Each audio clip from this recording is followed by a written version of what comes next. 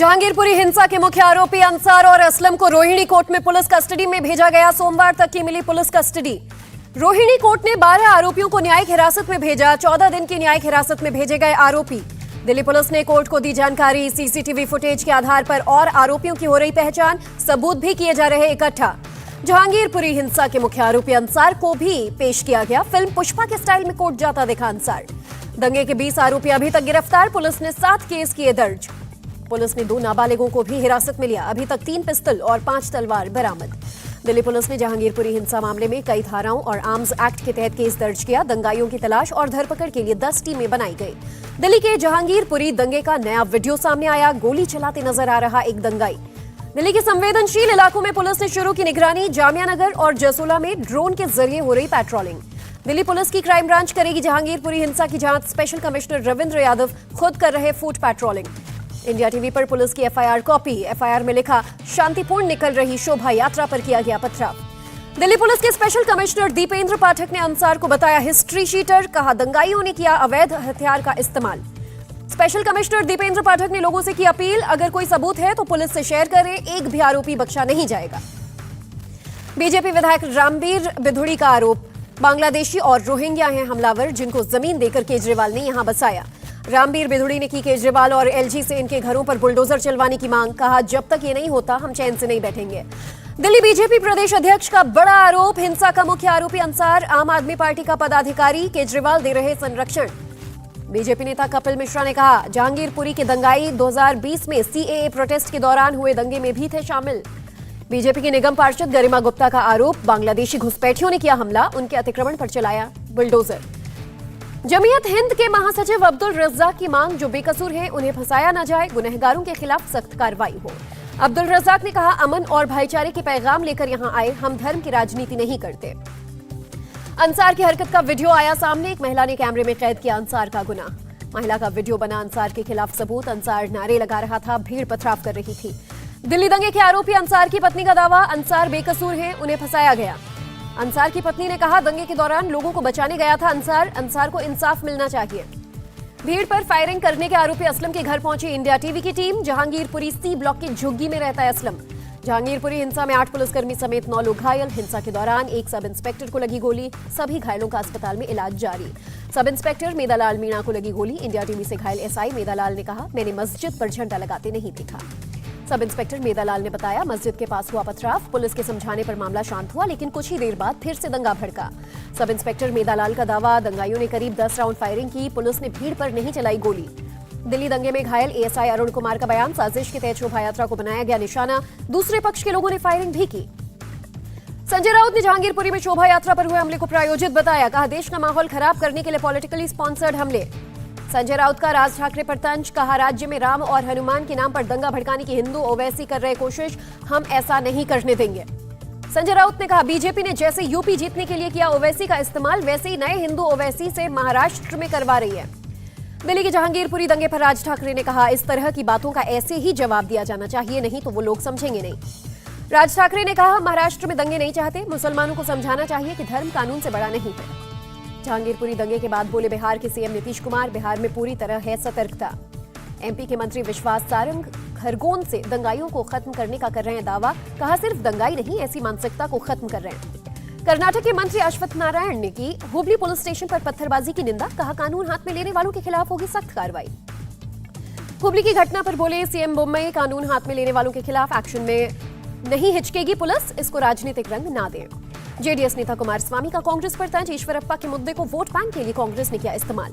British PM Boris Johnson 21-22 अप्रैल को आएंगे भारत। गुजरात से करेंगे दौरे की शुरुआत। बोरिस जॉनसन की 22 अप्रैल को पीएम नरेंद्र मोदी के साथ द्विपक्षीय वार्ता। कई उद्योगपतियों से भी करेंगे मीटिंग। पीएम के तौर पर बोरिस जॉनसन का पहला भारत दौरा। आर्थिक, रक्षा, सुरक्षा और तकनीकी सहयोग को बढ़ावा देने पर होगा जोर।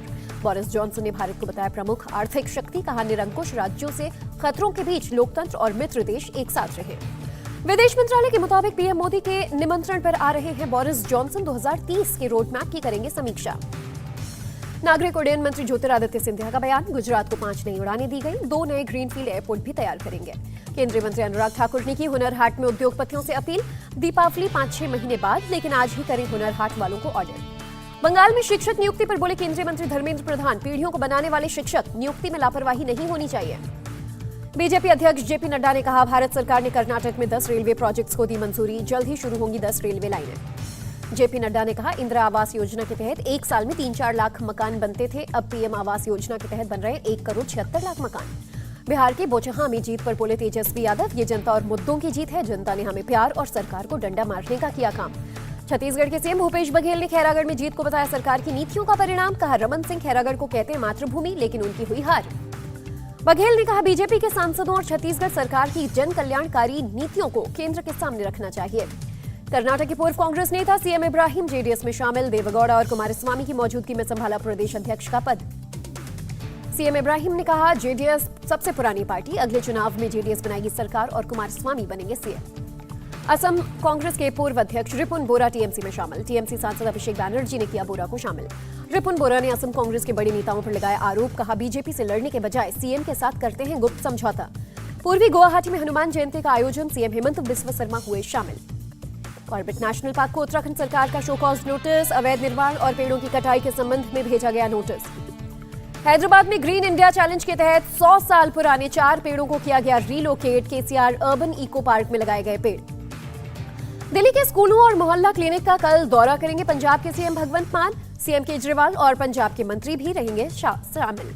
यूक्रेन से लौटे छात्रों ने दिल्ली के जंतर मंतर पर दिया धरना, सरकार से भारतीय कॉलेज में आगे की पढ़ाई के लिए एडमिशन देने की मांग। दिल्ली में ड्रग्स गिरोह का सरगना गिरफ्तार, 20 करोड़ की हेरोइन बरामद।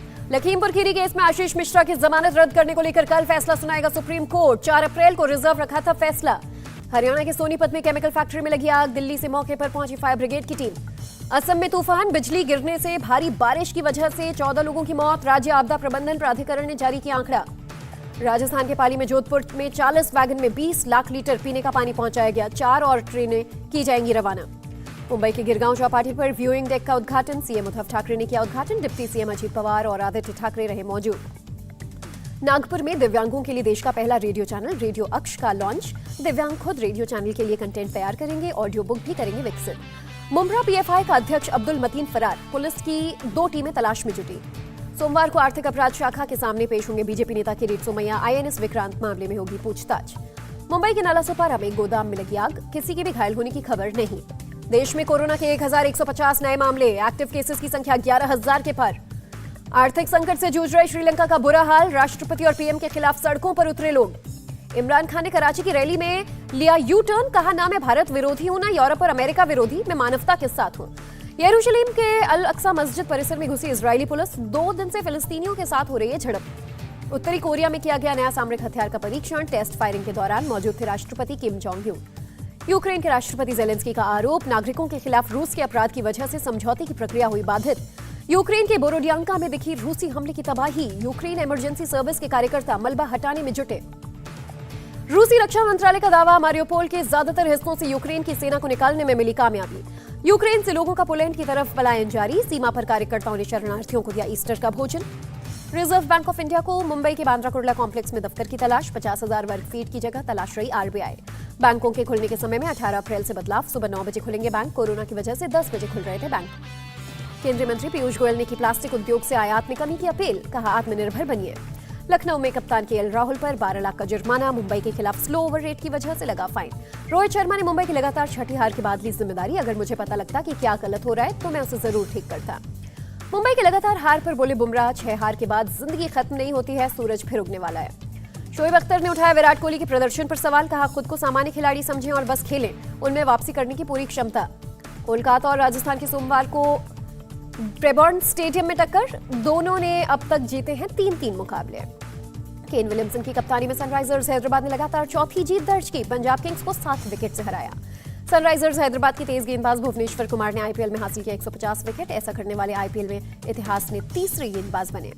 पंजाब किंग्स के खिलाफ हैदराबाद की तेज गेंदबाज उमरान मलिक का कारनामा, 4 विकेट झटके, 20वां ओवर फेंका मेडन। सनराइजर्स हैदराबाद के खिलाफ शिखर धवन ने संभाली थी पंजाब किंग्स की कप्तानी, मयंक चोट की वजह से नहीं खेल पाए। विवेक अग्निहोत्री ने चेन्नई में कहा, दिल्ली फाइल्स आपको तमिलनाडु का सच भी बताएगी, ये सिर्फ दिल्ली के बारे में नहीं। विवेक अग्निहोत्री ने कहा, इतिहास को तथ्य पर आधारित होना चाहिए, भारत में इतिहास को एजेंडे के आधार पर लिखा गया।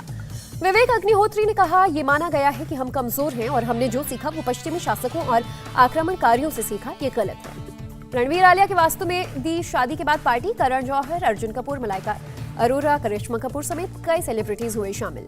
हॉलीवुड स्टार गैल गैडोट ने भी आलिया की शादी की शुभकामनाएं दी। गैल गैडोट के साथ हार्ट ऑफ स्टोन से आलिया कर रही हैं हॉलीवुड में डेब्यू। समांथा प्रभु ने पूरी की शाकुंतलम की डबिंग, पहली बार पौराणिक किरदार में नजर आएंगी।